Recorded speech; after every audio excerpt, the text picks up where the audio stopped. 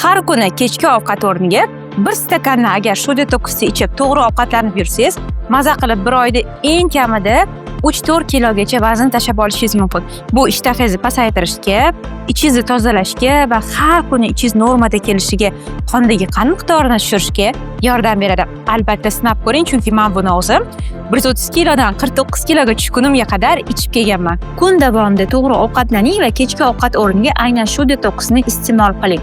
Ichingizni tozalashga, qabziyatdan qutulishingizga va albatta immunitetinizni ko'tarishga yordam beradi. Albatta foydalarini izohlarda yozib qoldirishni unutmang.